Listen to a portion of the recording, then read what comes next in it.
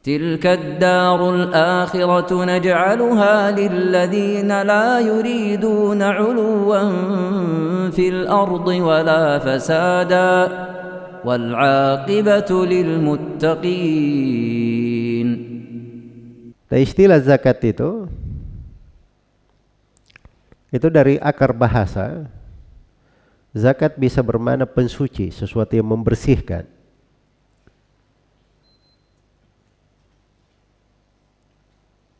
Dan yang kedua, zakat bisa bermakna az-ziyadah wan nama, pertambahan dan perkembangan. Kalau dikatakan zakat berarti dia bisa bertambah, bisa berkembang. Dan itu memang hakikat dari sebuah zakat. Karena Nabi SAW bersabda, "Ma naqasat shadaqatun mimmal."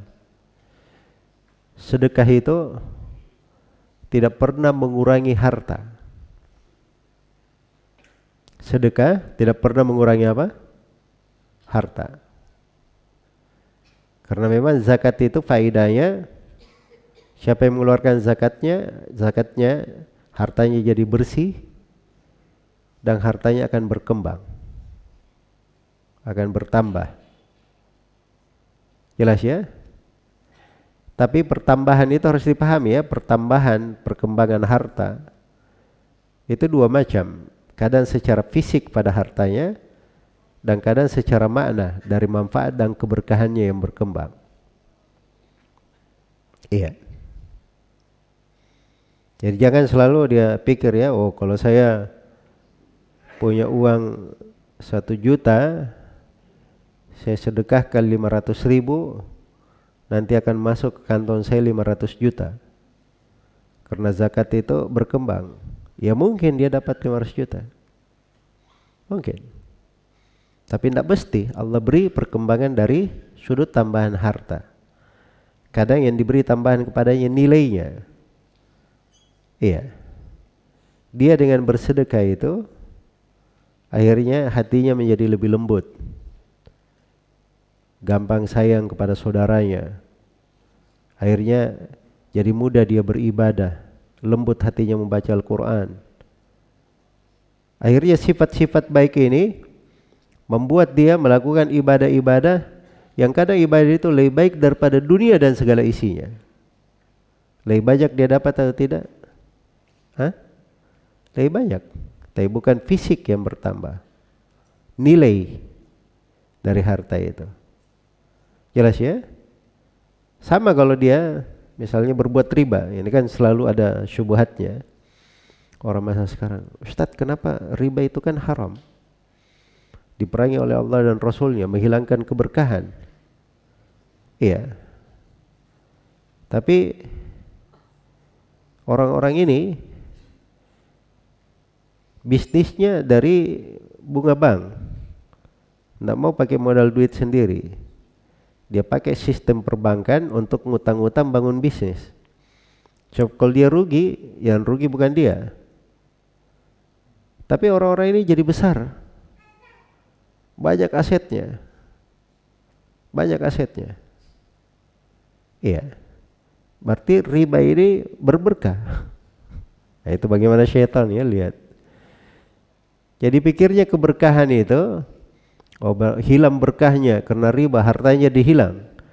Itu mungkin terjadi dan itu banyak terjadi. Iya, banyak terjadi. Karena itu siapapun yang berbuat riba itu tidak akan langgeng. Mungkin 5 tahun, 10 tahun ada, tapi setelah itu hancur. Atau mungkin dia 20 tahun, 40 tahun tetap ada hartanya, tapi dia bertambah kezaliman, bertambah banyak berbuat menyakiti manusia. Ya, laut-laut aja dipatok oleh orang-orang, ya kan? Merusak alam semesta, bertambah kerusakan. Bertambah apa? Kerusakan.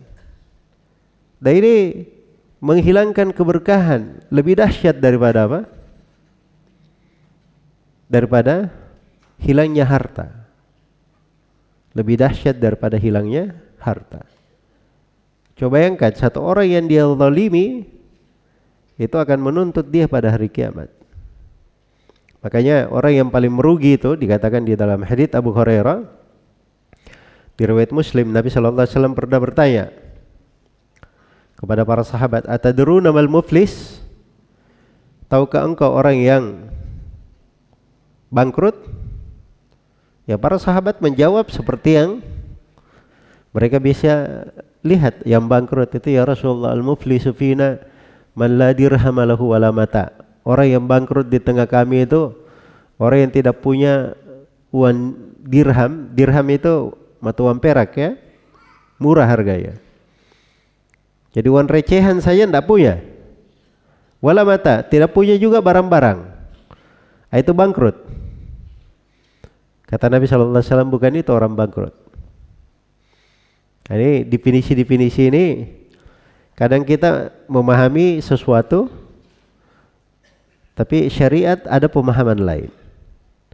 Makanya Nabi terangkan definisi syariat tentang orang yang bangkrut. Orang yang bangkrut itu kata Nabi sallallahu alaihi wasallam, "Mayyati yaumal qiyamah." Orang yang datang pada hari kiamat. Dia bawa pahala salat, pahala puasa, pahala zakat.